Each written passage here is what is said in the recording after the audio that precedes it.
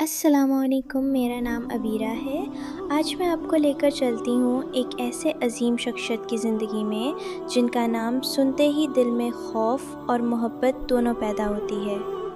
ایک ایسے انسان کی کہانی جس نے اسلام کی تاریخ کو بدل کر رکھ دیا۔ ہم بات کر رہے ہیں حضرت عمر ابن الخطاب رضی اللہ عنہ کی۔ وہ شخص جو پہلے اسلام کا سخت ترین دشمن تھا اور بعد میں اسلام کا سب سے مضبوط ستون بن گیا۔ تو چلیے شروع کرتے ہیں یہ سفر، ایک ایسا سفر جو آپ کی زندگی بدل سکتا ہے۔ حضرت عمر رضی اللہ عنہ کی پیدائش ہوئی 503 آدے میں، یعنی حضور صلی اللہ علیہ وسلم کی پیدائش کے 13 سال بعد۔ وہ مکہ کے مشہور قریش قبیلے کی بنو عادی شاخ میں پیدا ہوئے۔ ان کی والدہ کا نام حنتمہ بنت ہشام تھا اور والد کا نام خطاب بن نفیل۔ بچپن سے ہی عمر رضی اللہ عنہ کا جسم توانا تھا، قد لمبا تھا اور چہرہ پر رونق تھی، لیکن یہ سمجھ لینا ضروری ہے کہ وہ دور بہت ہی سخت تھا۔ عربیہ اس وقت جہالت کی اندھیروں میں ڈوبا ہوا تھا۔ بیٹیاں زندہ گاڑ دی جاتی تھیں، غلاموں کو جانوروں سے بھی برا سمجھا جاتا تھا، اور عمر رضی اللہ عنہ بھی اسی ماحول میں پالے بڑھے۔ لیکن اللہ کو کچھ اور ہی منظور تھا۔ اب یہ بات بہت خاص ہے۔ اس زمانے میں جب مکہ میں صرف 17 سے 18 لوگ لکھنا پڑھنا جانتے تھے، حضرت عمر رضی اللہ عنہ ان میں سے ایک تھے۔ ہاں، وہ علم و ادب کے معاملے میں بہت آگے تھے۔ زبان پر ان کی پوری کمان تھی۔ انہیں شعر و شاعری کا ذوق تھا، نسب اور خاندان کی معلومات رکھتے تھے اور پوری عربیہ کی تاریخ سے واقف تھے۔ حضرت عمر رضی اللہ عنہ صرف پڑھے لکھے ہی نہیں تھے بلکہ بہت سے فنون میں مہارت رکھتے تھے۔ ریسلنگ میں ان کا کوئی ثانی نہیں تھا، گھڑ سواری میں بہترین تھے۔ جب وہ بولتے تھے تو لوگ سننے پر مجبور ہو جاتے تھے، اتنی قوت تھی ان کی تقریر میں۔ قریش نے انہیں اپنا ایمبیسڈر بنایا ہوا تھا، مطلب جب کسی قبیلے سے کوئی جھگڑا ہوتا تو عمر رضی اللہ عنہ کو بھیجا جاتا تھا بات چیت کرنے۔ لیکن یہ سب کوالٹیز کے باوجود ایک چیز تھی جو نہیں تھی، اور وہ تھی ہدایت، وہ تھی اسلام کی روشنی۔ جب رسول اللہ صلی اللہ علیہ وسلم نے اسلام کی دعوت دی تو عمر رضی اللہ عنہ ان کے سب سے بڑے دشمنوں میں سے ایک بن گئے۔ سوچئے، وہی عمر جو اتنے عقل مند تھے، اتنے پڑھے لکھے تھے، وہ اسلام اور حضور صلی اللہ علیہ وسلم کے سخت ترین مخالف بن گئے۔ کیوں؟ کیونکہ انہوں نے اپنے باپ دادا کا دین دیکھا تھا، انہوں نے بتوں کی پوجا کرتے ہوئے اپنے بزرگوں کو دیکھا تھا۔ عمر رضی اللہ عنہ کو یہ بات قبول نہیں ہوئی۔ وہ مسلمانوں کو تکلیفیں دیتے، انہیں مارنا، ستانا، یہ سب کرتے تھے۔ مسلم عورتوں کے ساتھ بھی سخت برتاؤ کرتے تھے۔ انہوں نے فیصلہ کر لیا کہ میں محمد صلی اللہ علیہ وسلم کو قتل کر دوں گا۔ ایک دن عمر رضی اللہ عنہ تلوار لے کے نکل پڑے۔ مقصد صرف ایک تھا، حضور صلی اللہ علیہ وسلم کو ڈھونڈنا اور قتل کرنا۔ راستے میں ان کی ملاقات ہوئی نعیم بن عبداللہ سے۔ نعیم کو پتہ چل گیا کہ عمر کہاں جا رہے ہیں اور کیوں۔ نعیم نے ہمت کر کے کہا، عمر، پہلے اپنے گھر کا دیکھ لو، تمہاری بہن اور بہنوئی نے اسلام قبول کر لیا ہے۔ یہ سن کر عمر رضی اللہ عنہ آگ بگولا ہو گئے، تلوار کا رخ بدل دیا اور سیدھا چلے اپنی بہن فاطمہ کے گھر کی طرف۔ اس وقت گھر کے اندر حضرت خباب رضی اللہ عنہ قرآن کی تعلیم دے رہے تھے، فاطمہ اور ان کے شوہر سعید بن زید کو۔ جب تو خباب رضی اللہ عنہ چھپ گئے، لیکن قرآن کے وہ صفحے وہاں رہ گئے۔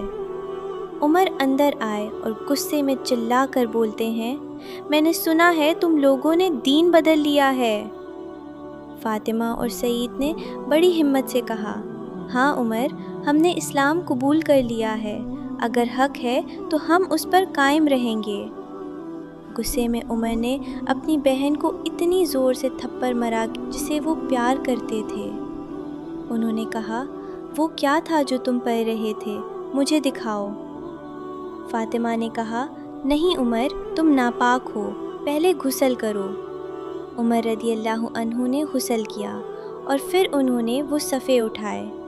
وہ سورہ طٰہٰ کی آیت تھی، اننی انا اللہ لا الہ الا انا فاعبدنی واقیم الصلاۃ لذکری۔ بے شک میں ہی اللہ ہوں، میرے سوا کوئی عبادت کے لائق نہیں، تو میری عبادت کر اور میری یاد کے لیے نماز قائم کر۔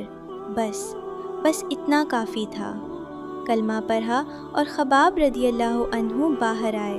انہوں نے کہا، عمر تمہیں خوشخبری ہو، کل رات حضور صلی اللہ علیہ وسلم نے دعا کی تھی کہ یا اللہ اسلام کو عمر بن خطاب یا ابو جہل میں سے کسی ایک سے تقویت دے۔ لگتا ہے تمہارے لیے ہی یہ دعا قبول ہوئی ہے۔ عمر رضی اللہ عنہ فوراً اٹھ کھڑے ہوئے اور چلے حضور صلی اللہ علیہ وسلم کے پاس۔ جب عمر رضی اللہ عنہ در ارقم پہنچے، وہ گھر جہاں حضور صلی اللہ علیہ وسلم اور صحابہ چھپ کر عبادت کرتے تھے، تو صحابہ ڈر گئے، کیونکہ عمر آ رہے ہیں، مطلب مصیبت آ رہی ہے۔ لیکن حضرت حمزہ رضی اللہ عنہ نے کہا، دروازہ کھولو، اگر ہدایت کے لیے آئے ہیں تو خیر۔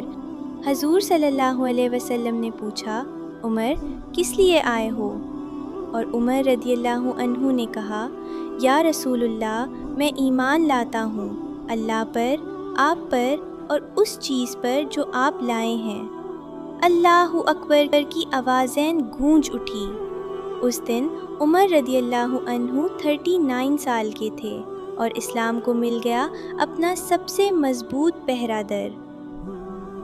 آپ کو پتہ ہے اس وقت تک مسلمان چھپ کر نماز پڑھتے تھے، کعبہ میں کھلے عام نماز نہیں پڑھ سکتے تھے کیونکہ قریش کے ظلم کا ڈر تھا۔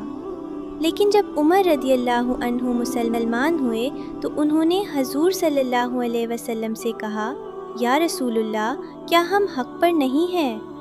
ضرور ہیں، حضور صلی اللہ علیہ وسلم نے فرمایا، تو پھر ہم چھپ کر کیوں عبادت کریں؟ چلیے کعبہ میں چلے۔